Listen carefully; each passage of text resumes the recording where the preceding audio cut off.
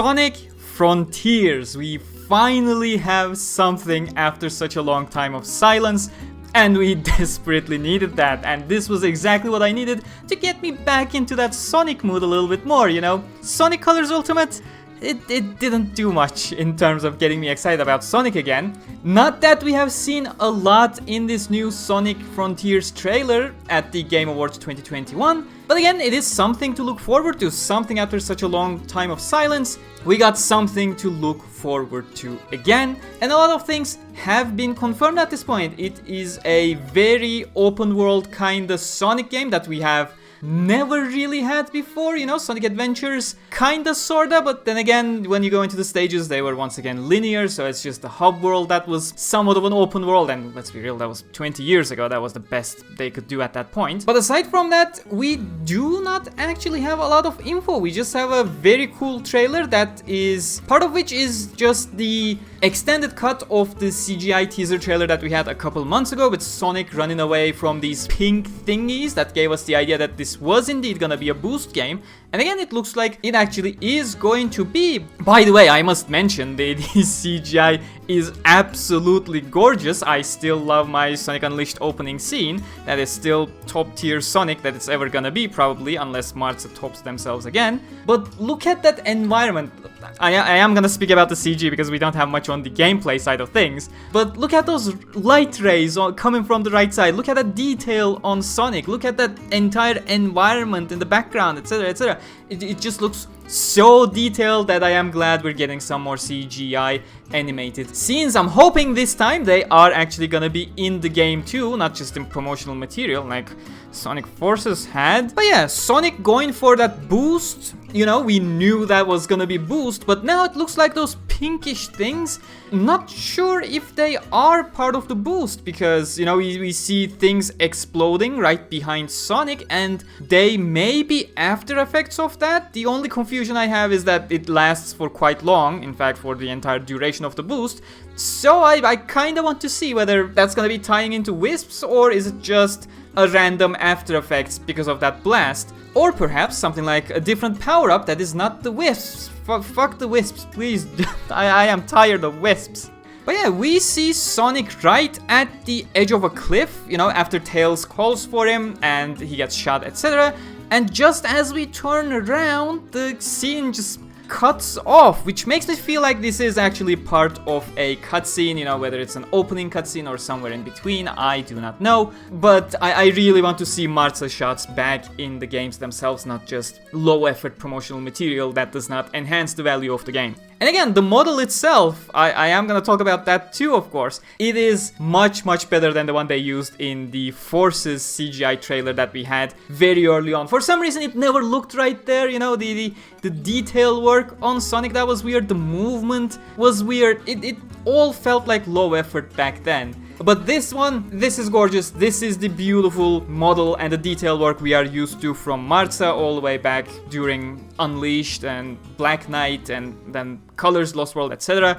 This is the kind of stuff I love. But then we had not gameplay, but in-engine footage of the entire open world. Not the entire open world, just parts of the open world, let's say. Now it's pretty clear this is pre-alpha footage. They did not put any disclaimers on the screen. That's kind of a mistake in this day and age if you ask me, but it's pretty clear it is pre-alpha footage. It's just environmental shots, zero gameplay being shown at all. We have a very green world, but thank fucking god it is not Green Hill Zone. It's just a very nicely lush green world that has a lot of stonework as well, and we see some tribal stuff as well, like going through that gate. We have a huge tower in the background that all these shots are just closing up on bit by bit.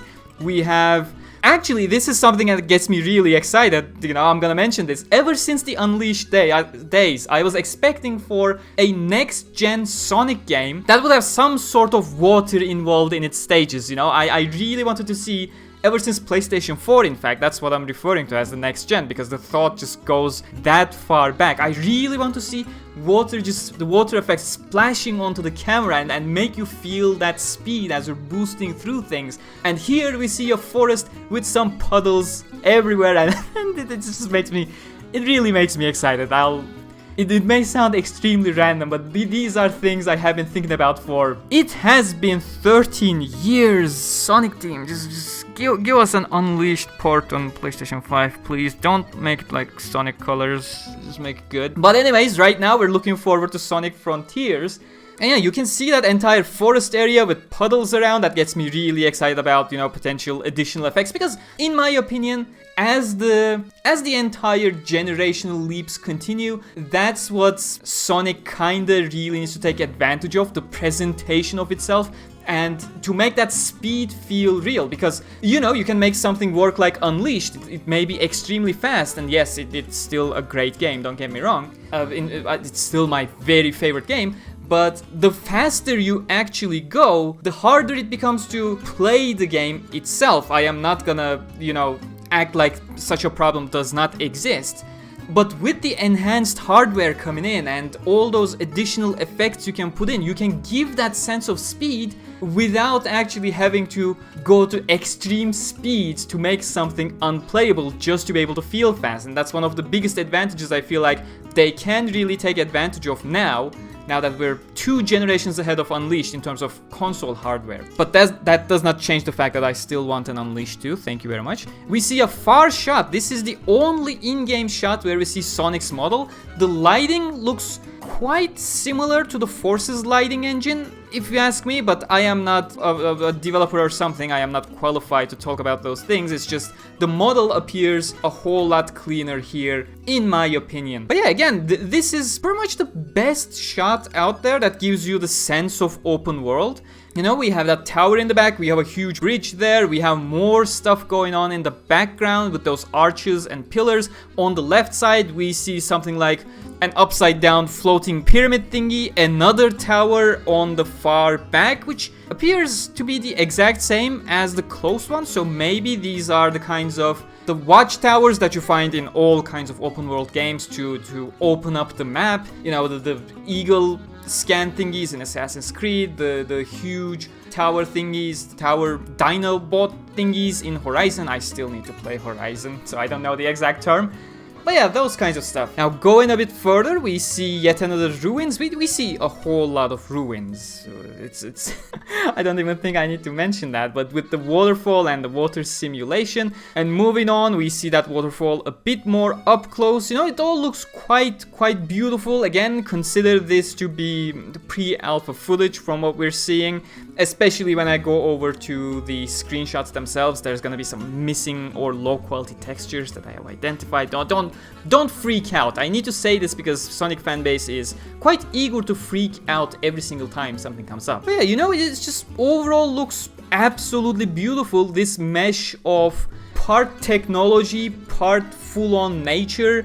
That really reminds me a modernized version of Mystic Ruins back in Sonic Adventure. I really enjoy that contrast between Eggman's shenanigans and the real nature itself that we haven't been seeing quite a lot in the past 2 decades. It's been way too long. But again, these shots show us a day and night cycle as well. Let's not say cycle, we don't know if they're actually cycling for now. But come on, it's an open world game, it's probably indeed cycling. It's just 2 different instances, one day, one night. We see the full moon over there, etc, etc. It's very likely gonna be a cycle, especially since in the next shot alone, we see dusk or dawn, one of the other, I don't know really. But again, all these kinds of timely differences really suggest a nice day and night cycle. And the entire thing culminates at a tower that we have seen from far away that we have been zooming into. And then we switch to yet another CGI. It's brand new, it's not an extended version of the previous cut, where Sonic just stops and goddamn the reflections on the eyes that the CGI Marza does is... I am assuming it's Marza because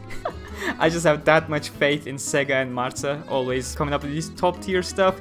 But we see something is right in front of Sonic, absolutely huge, and right after the title card announcing it's Sonic Frontiers, coming to PlayStation 5, PlayStation 4, Series X and S, Xbox One, Nintendo Switch, PC, and the Sega logo, which hopefully the PS5 will this time around have proper benefits compared to, you know, Sonic Colors Ultimate. We see this huge monster stomping and throwing a lot of dust and grass as we just zoom up, and I don't know, I am not even sure what this is. It looks to be a humanoid figure and we're seeing the two legs, but again, even when we just scale up, we don't even see up to the hips, so that is absolutely huge. That I am curious how they're gonna handle in the games, because making things look huge in engine has been quite the problem back in PlayStation 3, because that's when we had Unleashed and Dark Gaia. You know, you see the perfect Dark Gaia in the CGI cutscene, and that it's like the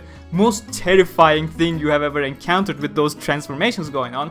And then boom, you switch to the in-engine actual gameplay, and he's a shiny little thing. Hopefully we're 2 generations ahead and we're gonna have a proper I mean, it's an open world game. They really need to nail that scale of not just this huge enemy in the engine, but the entire world itself. So I do have my hopes, but then again, after having not bad games but not great games either, you know, we have been going through that mediocre phase for quite a couple of years now. I am more on the side of I'm just gonna be cautious for now and not look forward to things too much, especially considering we're likely gonna have another content drought period until they're ready to show something else in the next couple of months, whenever that may be. But again, worst case scenario, it seems like we're getting some great, amazing CGI from Marza, and that's reason to be happy about on its own. But yeah, with that, let's move over to the screenshots a bit. We have this, I don't want to say varied range of environments, because it's mostly just nature and temples, but you know, we have these different kinds of plant life, different kinds of buildings that we're probably going to be exploring, etc. We haven't seen anything that suggests towards having, I don't know, something like a traditional stage, let's say. So it's gonna be interesting to see how they approach the open world format as Sonic. You know, there are fan games out there, but a lot of people love those fan games as well. I don't wanna bash them or anything, but most of the open world stuff with Sonic, it feels too open. I know that's something weird to say, but you need to give player an objective for the mainstream audience, let's say. You need to give them a proper objective, a proper lay of the land, a proper path to follow, rather than plug them into a stage and let them have fun as if it's a sandbox game without them even realizing, you know, there's an objective to do. So I don't think the approach of many of those fan games are actually suitable for the general audiences, and that is pretty much why I am eager to see any kind of gameplay, like actual game being played, not just in-engine scenes, not just scenery shots, not just Sonic running in the game, etc. Just give us a hands-on experience. I don't care if it's a very limited demo showcase or something, just show us the game, you know? And until then, I will stick to my reservations about Sonic Frontiers myself, mainly because Sonic Team can never find a proper balance in anything they do, and that's kind of a concern. You know, they usually either overshoot or play way too safe that it just becomes too boring. And especially currently, the only examples of open world Sonic games being the fan games that don't really feel like they have an objective. And as you play through, you just go through a sandbox. It's gonna be interesting to see, you know. For a regular platformer, it actually does work great, because for a platformer, you just need a parkour to go through. Whereas for Sonic, now at that speed, it's a bit more giving someone a path to go through rather than having a fully open environment. And again, in these screenshots or the scenes we have seen in the trailer, we don't exactly have those traditional Sonic shapes either. We don't seem to have loop-de-loops, we don't have anything to platform really, it's just a fully open world. So at that point, I'm also questioning whether this is an actual departure from the platformer genre itself. You know, Sonic has always been an extremely niche kind of genre in quite the niche genre itself. You know, Sonic was a speedy platform. It was a very specific subsection of the platformer genre. So again, what we're seeing in all of these in-engine world shots, it makes me question whether we are departing from platformer and actually just becoming a Sonic game. And again, my previous arguments about the open world Sonic games, or the fan games, have been all about that platforming aspect in mind. But if we're completely departing from that platforming aspect, that's a very interesting take. That is a huge gamble.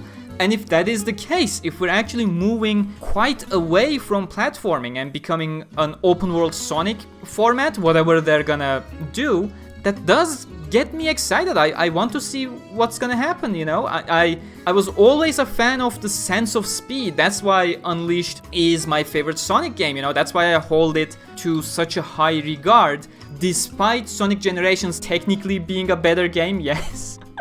But, you know, new approach. That's exciting. That is genuinely exciting. And I have to say, I am looking forward to it. Winter 2022. That is an entire year away for this thing to reveal itself to us. But yeah, I don't want to be hyped because of the track record of Sonic Team, you know, they overshoot or underdeliver every single time. They don't have a proper balance check. But again, it's something I look forward to, and I hope we will see some proper gameplay in the next couple of months.